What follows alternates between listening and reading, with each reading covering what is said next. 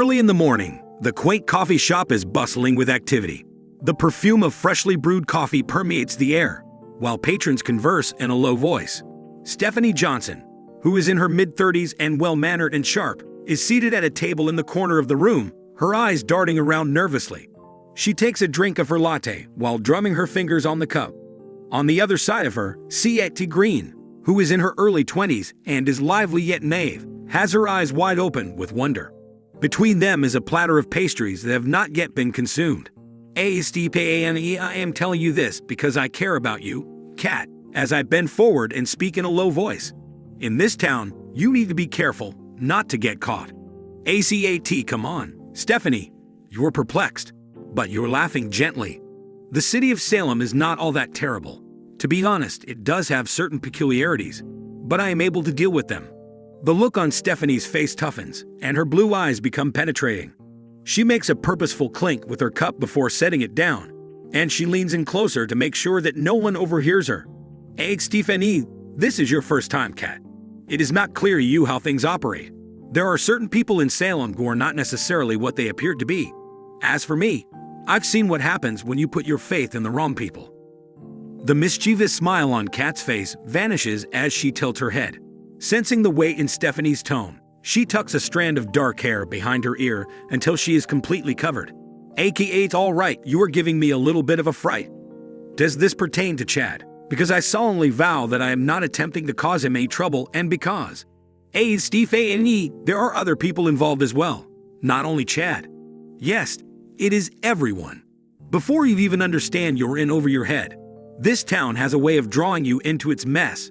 Before you even recognize it yet, a shady figure dressed in a dark coat is seen loitering at a nearby table, pretending to read a newspaper, but obviously listening in on the conversation. The camera pans to this table. Stephanie is aware of this, and her jaw tightens. Yet she continues to concentrate on Kat. Continued. Stephanie, less forceful, more urgent. Kat, I have been in your position before. You are young, full of dreams, and you believe that you can outsmart the madness. However, Salem does not play by the rules. Make sure you are vigilant about who you allow to in. With her fingers twisting the edge of her napkin, Kat adjusts in her seat and continues to do so. She casts a quick peek around the coffee shop, suddenly picking up on the possibility that someone is observing her. ACAT, it sounds like you are implying that there is a major conspiracy. Despite the fact that I am aware of the Dimaras and the Kyriakis family drama, I am just me. If I were to do something, why would anyone care? There is a small sag in Stephanie's shoulders as she lets out a sigh. Across the table, she reaches out and gently places her hand on top of Kat's shoulders. Due to the fact that you are not just anything. Whether you are aware of it or not, the fact that you are a green carries a lot of weight in this situation. You are also growing closer to people who have adversaries, which is a problem. Ones that are powerful. During the process of digesting, Kat's eyes widen, and she draws her hand back. By zooming in on her face, the camera is able to capture the fleeting moment of terror that is coupled with defiance. ACAT, Ben. What is it? You want me to conceal myself. Stay away from everyone. Stephanie, I have relocated to Salem in order to begin anew. It is not to live my life as if I were in a spy movie. I'm not suggesting that you conceal. I'm just expressing that. Let me tell you to be astute. I adore the fact that you are not afraid to take risks, Kat. In this town, however, without exercising prudence, boldness, it's a surefire way to get into trouble. A couple walks in and begins to giggle loudly as the entrance to the coffee shop begins to chime. Instinctively, Stephanie casts a quick glance in that direction, and then she returns her attention to Kat. Continue from Stephanie, hear me out. I witness folks being hurt, people who are good.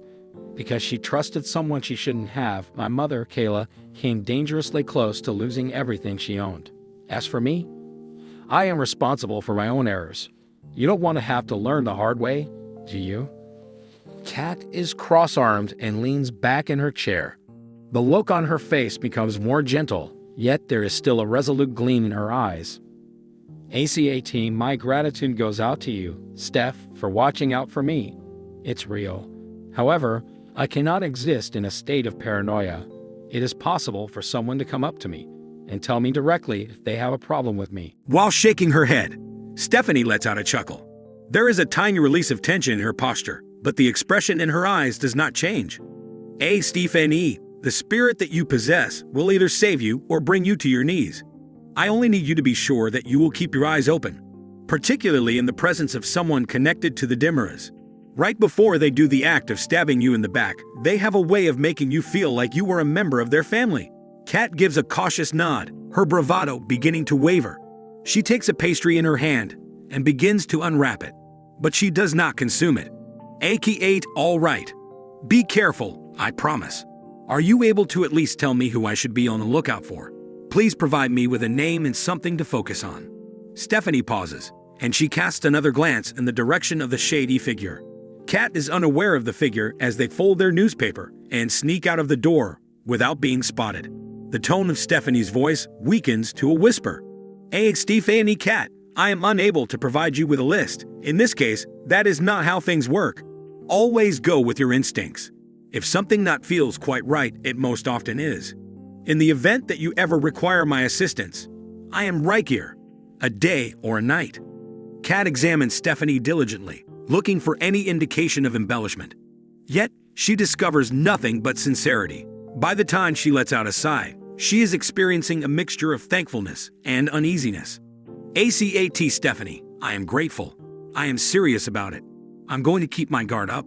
To be clear, I am not going to flee. At this point, Salem is my home, and I'm not going to let anyone scare me away from it. A mixture of pride and concern can be seen in Stephanie's expression as she grins.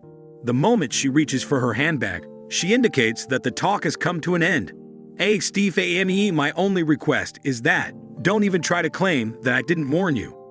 During the moment that Stephanie is standing, the camera pulls back and she gives Kat a reassuring gesture before moving for the door. As Kat watches her leave, her self-assured demeanor begins to show signs of weakness. She takes a quick look around the coffee shop and all of a sudden recognizes new people that she had not seen before. As the music builds up, a dramatic undercurrent is introduced that alludes to the impending trouble in Salem.